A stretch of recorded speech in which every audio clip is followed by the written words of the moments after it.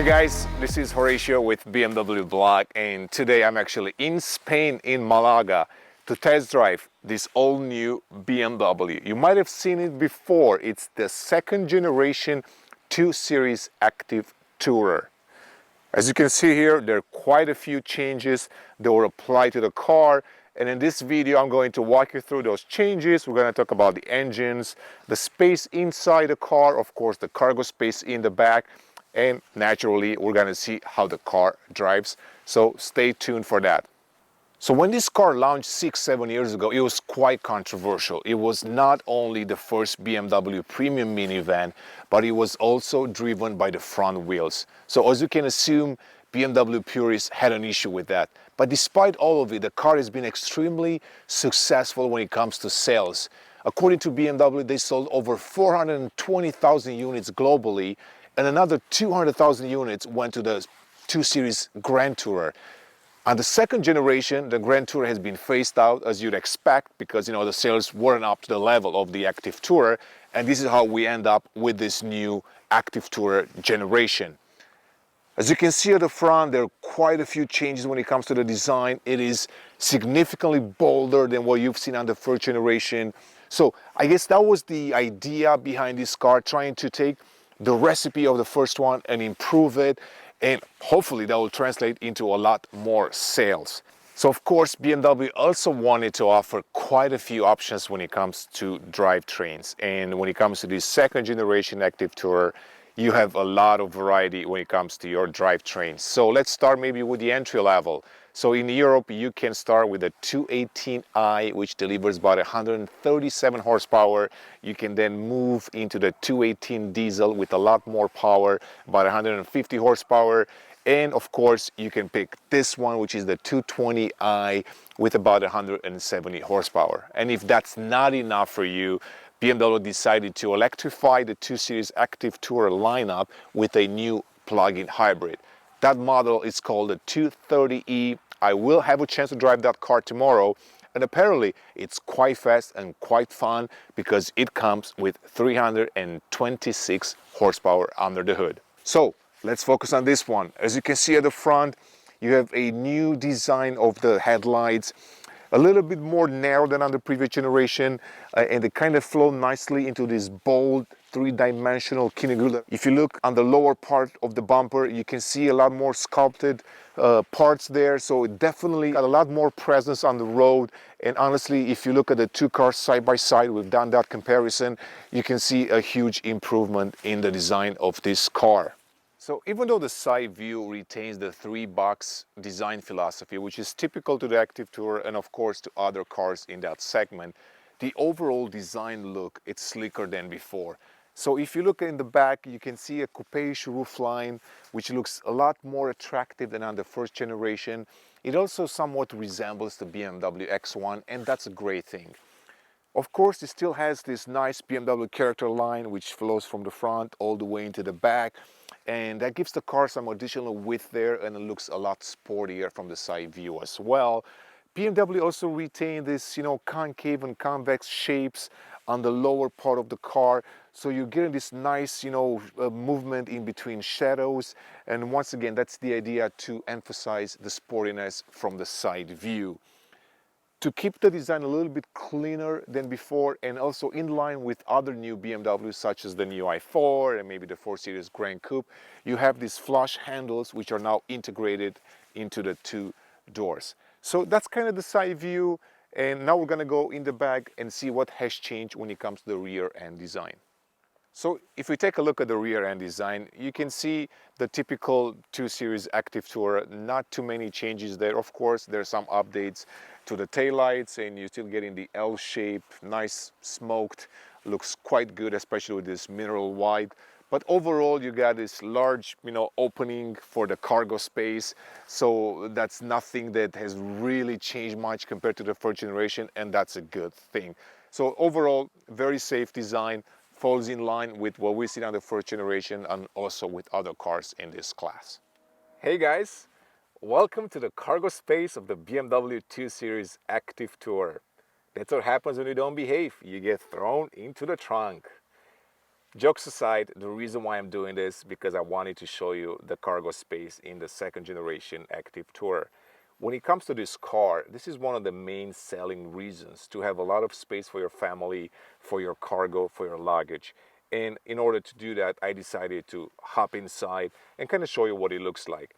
So let me start with my height. I'm about 6'2", 6'3" tall, which translates into 188, 1.9 meters tall. So I'm a tall person, yet I have a lot of space here.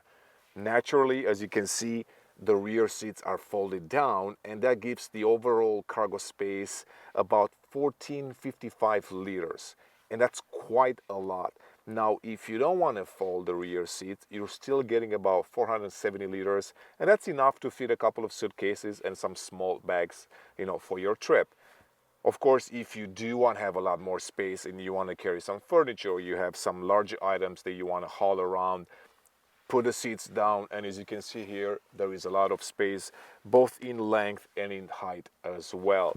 So when it comes to this, BMW has certainly delivered with the second generation, as you'd expect, and it falls in line with all the other cars in the segment. Again, I'm gonna hop out and I'm gonna go into the front seats and kind of show you what has changed there and talk about the new technology in the new 2 Series Active Tourer. Guys, so now I'm actually in the rear seating position here, and the reason for that is because I wanted to show you how much space I have here, both for legs and also headroom.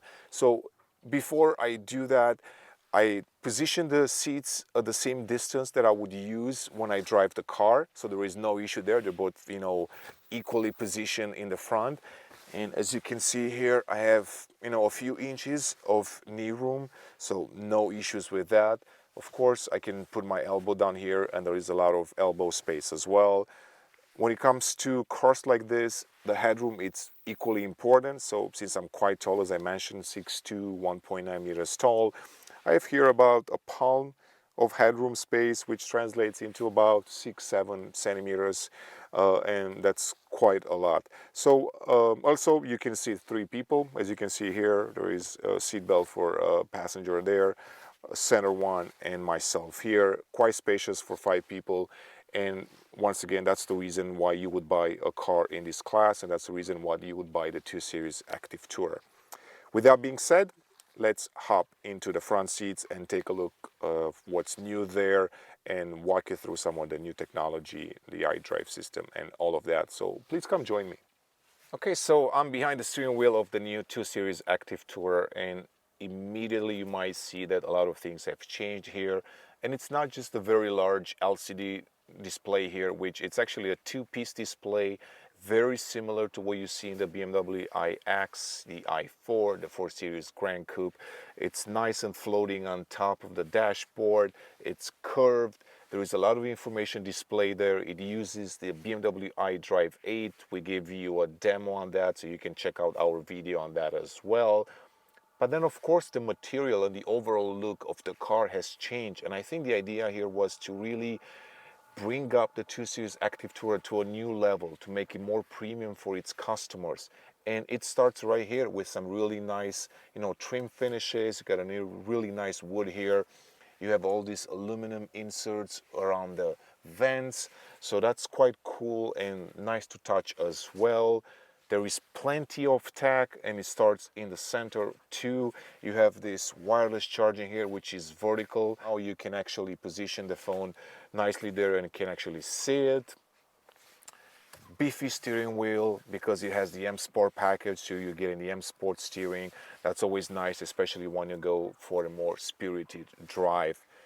Space-wise, once again, you've seen the rear bench too, so you saw how much space I have there.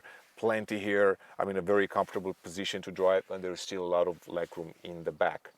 So that was kind of the overview of the new 2 Series Active Tourer, and of course now comes the fun part, to drive this car on some of those curvy roads around Malaga.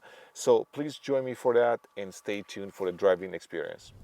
So I'm behind the wheel of the new BMW 2 Series Active Tourer, but before I dive into some of the driving details, let's talk about the engine. So the car that I'm driving today, it's the BMW 220i, makes 170 horsepower and 206 pounds-feet of torque. This is not the entry-level 2 Series Active Tourer. There is a 218i and there is also a 223i that sits above this particular model. So when it comes to the second generation BMW 2 Series Active Tourer, a lot of changes took place under the hood as well. And speaking of the actual hood, it's made of aluminum, so it's quite light. The same metal was also used in the chassis. Therefore, the entire platform, it's a little bit stiffer and a little bit sportier, especially when you go into some of these bends around Malaga. Speaking of the sporty ride, this particular model comes with the adaptive M suspension. Therefore, sits about 15 millimeters closer to the ground. So that gives the car definitely a sportier, look, but also feel on the road.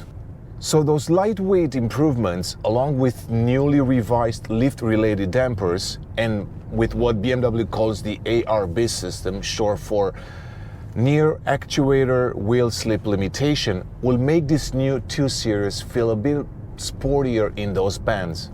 The ARB system is said to actually improve agility, traction and stability, and it will be fitted as standard in all the 2 Series Active Tourer models. BMW says that the coefficient drag of 0.26, it will actually improve fuel efficiency quite a bit. All the 2 Series Active Tourer models powered by petrol engines also come with a 48-volt hybrid system. We've seen that same system in several other BMWs. And the purpose of that mild hybrid, it's really to improve the fuel efficiency. In this particular segment, the BMW 2 Series Active Tourer offers the largest selection of systems for automated driving and parking. For example, in standard spec, you will find cruise control with brake functions, delay departure warning, the evasion assistant, and the front collision warning. Speaking of the front collision warning, it also works by reacting to the oncoming traffic when turning left or when turning right. And if you look at the parking assistant, it also comes with a reversing assist camera and a reversing assist system. All of these features are standard. Now, if you want to take it to the next level, you can include options as the steering and lane control system, the active cruise control with stop and go function, active navigation, the exit warning, the BMW head-up display, the surround view, remote 3D view, BMW drive recorder, and remote theft recording functions. So there is quite a bit of features inside this new 2 Series Active Tourer. So you would be wondering if all of these things have bumped the price up quite a bit. Well, the BMW 220i Active Tourer actually starts in Germany at 37,200 euros. So when it comes to the driving experience of the 2 Series Active Tourer, the idea here was to really improve the previous recipe. Because people that buy this car, they're not looking for that rear-wheel drive experience, very sporty BMW. They're really looking for a family car. And in that case, they're really searching for a car that's not too expensive, that has plenty of space inside, and of course comes standard with a lot of features. So naturally, when you review this car, you have to put yourself in the shoes of that particular customer. A customer that wants a minivan, but maybe not just any minivan, wants a minivan type of car from BMW. And that's what the 2 Series Active Tourer really offers. That's why the previous generation was extremely successful. I mean, with over 600,000 units sold in between the Active Tourer and the Grand Tourer, you can say with a lot of confidence that the car has been successful. Therefore, we see this car in a second generation. So even when I got behind the wheel, I wasn't expecting the car to be extremely sporty, especially since this is a 2-liter with 170 horsepower. If I want to go sporty, of course, I have the chance to do that tomorrow. I'm going to jump to the 326 230e hybrid, which it's not only extremely efficient, it's quite fast from what I heard. So with this car, my goal was really to see if it's a comfortable ride during long road trips, or if it's comfortable to drive, for example, in some of those bends. I mean, these roads are extremely curvy. So what I'm looking here is for a comfortable ride so I can enjoy the scenery versus a spirited drive where I want to just push the car. Now, of course, if you want to do that, you can. And one new thing in this car, it's actually called the BMW My Modes, kind of similar to what you see in the iX. So instead of the previous, generation BMWs, what you would have the switch up here and you would toggle in between, Sport, Comfort, and Eco Pro. Now BMW implemented this My Modes button here, which if you press on it, it's essentially the same thing as before. You can go into the configuration in the iDrive system and you can tune up your steering column, you can, tune up the suspension, the throttle response, so the car becomes a lot more responsive, a lot more fun to drive if you want to. Of course, you can always dial that down and you can go into a more comfortable ride. So some of you might be wondering if 170 horsepower is enough in this car. And after driving for a few hours now and going quite fast in some of those bends, I can tell you that despite the car being on the heavy side, I mean definitely it's a big car, I didn't feel at any point that I needed more power. I mean, naturally, you can always, get the 230e or the 223i, which will have more power and more torque and likely a lot more fun. And I'm going to be able to drive both of those cars tomorrow and, report on that. I still feel that if 170 horsepower for a family car, it's still okay today. The 7-speed dual clutch, it's exactly what I've experienced before, so no major surprises there. It's quite precise, maybe not as precise as the ZF 8-speed, but it matches the engine revs all the time. It does feel maybe a little bit sluggish, but not something that would bother me by daily driving the car. And when I was going quite fast into those bends, I could feel a lot of body roll clearly. I mean, the car, it's not meant to be very, very stiff, when you go fast. So there is some body roll there. So hopefully when you drive with your family, you're not going to try to be the next Formula One driver. So trying to avoid that motion sickness. But there is definitely body roll there, so there is no way to hide that. Additionally, the suspension feels quite bouncy at times. I mean, the roads are pretty smooth here in Spain, but it does feel a little bit twitchy. Now, of course, I have the sport suspension, turned up all the way, so maybe that's one of the reasons. But I think if you want to take some longer road trips, you're actually better off just going into full comfort mode.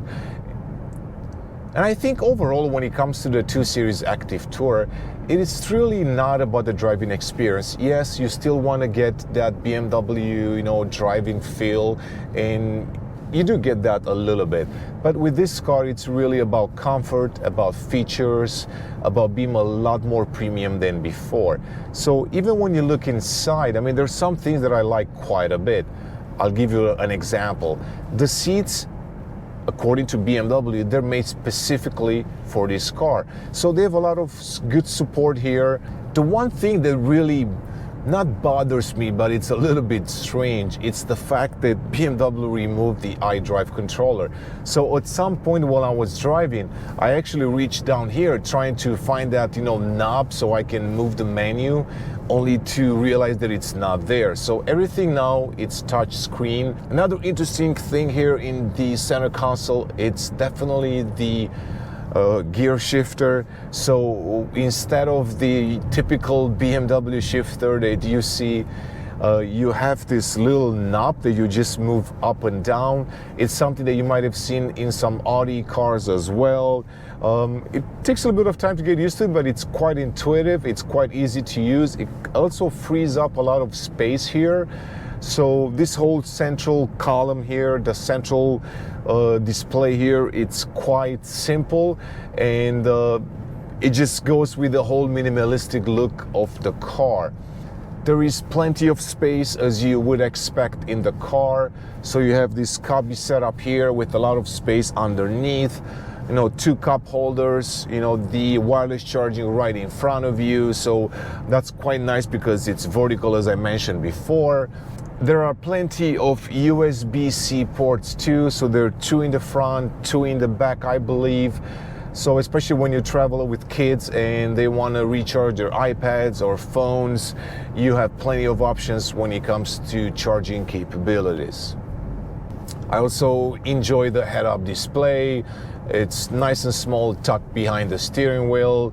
It works quite well, actually, even with sunglasses, so that's always a plus. Okay, so my day with the new BMW 2 Series Active Tourer comes to an end. And of course, you might ask yourself the question, why is BMW building an Active Tourer minivan when we're all got used to this rear-wheel drive and very powerful BMWs? And my quick answer is because they sell really well. The first generation sold to over 420,000 people. And if I go by my experience today with the car, both driving the car and having some fun with some of the latest tech and features, I can tell you that this car will probably sell to a lot more people. And the reason why I'm saying that is because the customer base at BMW right now, it's very diversified. So you have your M guys and the performance people, they really want very powerful BMWs with a rear-wheel drive. But at the same time, you have this customer base that are looking for the best bang for your buck. So if you're looking for an entry-level BMW and you want that logo on the hood and you want everything that comes to the BMW experience, this is a great way to enter the brand. And the Active Tourer, it's more than that actually, because you can use this as a family car, you can go on road trips, and because they've improved all the technology inside the car, the experience is considerably different than what you've had before. So you get all the latest tech, some of them even from the BMW iX, which is a lot more expensive. You are getting the iDrive 8 system, so that's the latest and greatest, and you're going to be bulletproof in the future as well as far as the upgrades. Driving assistant features, plenty of them. Majority of them are actually standard, which is quite surprising considering that it's a quite affordable car. In Germany, it starts at 37,500 euros, and that's a great way to buy into the BMW brand. So as always, if you want to experience the car for yourself, you should head down to your local dealership, play around with some of the features, and kind of make up your own idea what the car is all about. In my case, I had a lot of fun with the car, and I'm already looking forward to drive the more powerful 223i and especially the 230e plug-in hybrid, which has 326 horsepower and it goes from 0 to 100 kilometers per hour, 0 to 62 in 5.5 seconds, which is quite impressive for a car of this size. Once again, thanks for watching. Please don't forget to subscribe to our channel, and I'll see you in the next video.